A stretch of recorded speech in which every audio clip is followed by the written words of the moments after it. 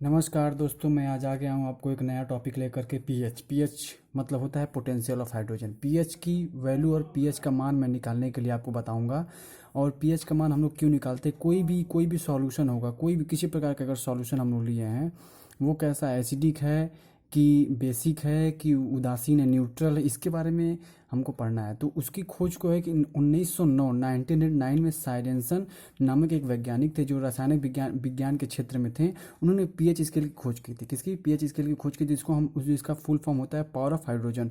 Hydronium ion का क्या potential है उसके बारे में उन्होंने बताया था। और उसके अकॉर्डिंग उन्होंने बताया था कि कोई भी सॉल्यूशन एसिडिक होगा कि न्यूट्रल होगा या क्षारीय होगा या बेसिक होगा।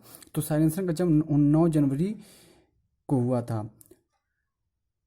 उनका जन्म 9 जनवरी 1886 के डेनमार्क के हावरेबर्ग शहर में हुआ था। तो आइए पीएच स्केल के बारे में जानते हैं। पीएच स्केल क्या होता है? 0 से लेकर 14 तक ही होता है पीएच स्केल। 0 जो होता है अम्लीय होता है, और जब इस तरह हम बढ़ते चले जाएंगे, जब इधर से 0 1 2 3 4 5 6 तक जाएंगे तो 6 तक ये अम्लीय होता है। 6 वाला कम अम्लीय होता है, मतलब कम एसिडिक। फिर ये इसके जिधर हम पीछे चलते आएंगे जब, तो ये ज़्यादा अम्लीय होता है, मतलब 0 सबसे ज़्यादा अम्लीय होता है। ठीक है, जैसे कि जो बैटरी में पानी भरा जाता है वो सबसे ज़्यादा अम्लीय होता है।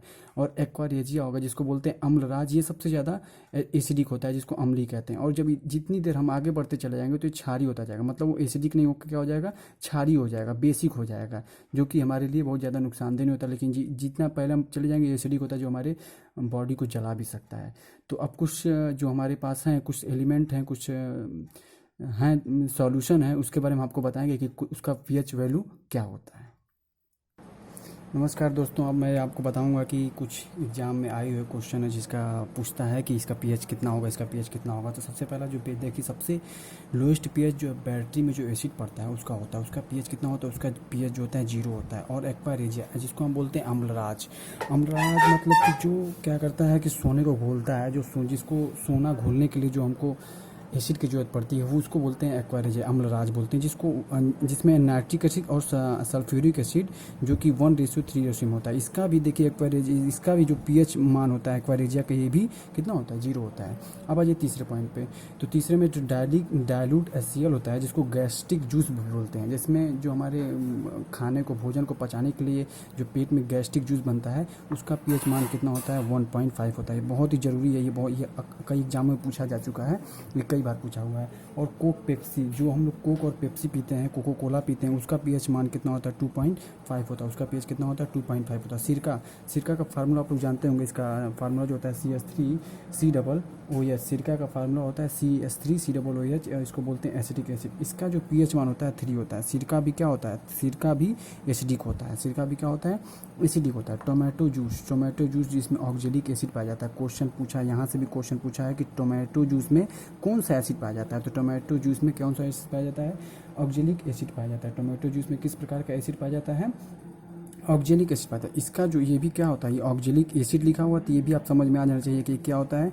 ये लगभग 4 से लेकर 4.2 तक होता है। ठीक है, और ये भी एसिडिक होता है। नेचर इसका क्या है? एसिडिक, क्योंकि देखिए 0 से लेकर 6 के बीच में, तो एसिडिक हो जाएगा। ठीक है, ह्यूमन यूराइन, मानव मूत्र का जो एसिड होता है वो कितना होता है? 4.8 से लेकर के 8.4 तक होता है। अगर इसके बीच में कोई ऑप्शन दिया रहेगा तो आप मार सकते हैं। लोग अक्सर 6 आता है, 5 आता है, ये देकर देता है, तो आप इसको मार सकते हैं।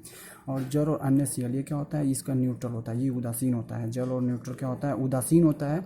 और इसका जो पीएच कितना हो जाता है? 7 हो जाता है। मानव रक्त का पीएच, मुझे लग रहा है कि कई एग्जाम में पूछा गया है, एसएससी सीजीएल में, एसएससी सीएचएसएल में, और रेलवे के एग्जाम में पूछा जा चुका है। तो ये इसका मानव रक्त का पीएच कितना होता है? 7.4 होता है। ये क्या होता है? थोड़ा सा बेसिक होता है, मतलब न्यूट्रल से थोड़ा सा आगे होता है। और उसी प्रकार से आंसू का पीएच भी कितना होता है? आंसू का पीएच भी लगभग 7.4 ही होता है। आंसू का पीएच कितना होता है? 7.4 ही होता है। दूध का पीएच, दूध, अब सबसे बड़ा प्रश्न ये है कि दूध एसिडिक है कि बेसिक है, मतलब अम्लीय है कि क्षारीय है। तो दूध का जो पीएच होता है वो कितना होता है? 6 होता है। दूध का पीएच कितना होता है? 6 होता है, लगभग 6.4 के आसपास होता है। 6 होता है।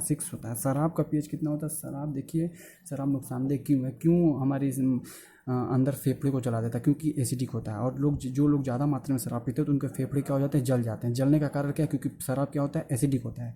और एसिडिक होने का कारण क्या है, इसका जो पीएच कितना होता है, 2.8 होता है, मतलब 2 से लेकर 3 के बीच में वेरी करता है।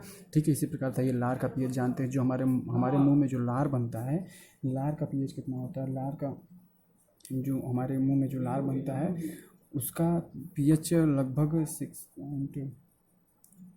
6 के पास होता है। 6.5 से लेकर लगभग 7.5 तक होता है। इतने में ही वैल्यू करता है मानव लार का। अलग अलग मानव का अलग अलग पीएच इसमें दिया जाता है। नींबू के रस का पीएच, नींबू का रस भी देखिए, अगर आप अपने नींबू के रस को अगर आप टेस्ट करते हैं तो आपको देखिए फील होता होगा कि एसिडिक है। नींबू के रस का जो पीएच मान होता है, नींबू के रस का पीएच मान लगभग 2.4 होता है। नींबू के रस का पीएच मान कितना होता है, 2.4 होता है। समुद्री जल क्या होता है, बेसिक होता है। ये क्वेश्चन भी आया हुआ है। ये किसका कितना होता है, 8.5 होता है। इसका पीएच कितना होता है, एसिक। और सबसे ज़्यादा जिसको बोलेंगे पीएच मान कितना होता है, 14 इसका होता है, जिसको ये बोलते हैं ये कंसनट्रेट NaOH होता है। और एक और बात जान लीजिएगा, अगर डायलूट दे देगा, क्वेश्चन में एक और आता है, डायलूट अगर NaOH दे देगा तो इसका पीएच मान 13 होता है। तो ये भी बेसिक है और ये भी बेसिक, मतलब ये भी क्षारीय और ये भी क्षारीय। इसी प्रकार से ये इसका एग्जाम में पूछा गया। इसी प्रकार से ये वीडियो समाप्त होता है। मेरे यूट्यूब चैनल को आप लोग लाइक शेयर सब्सक्राइब करिए। बहुत बहुत धन्यवाद।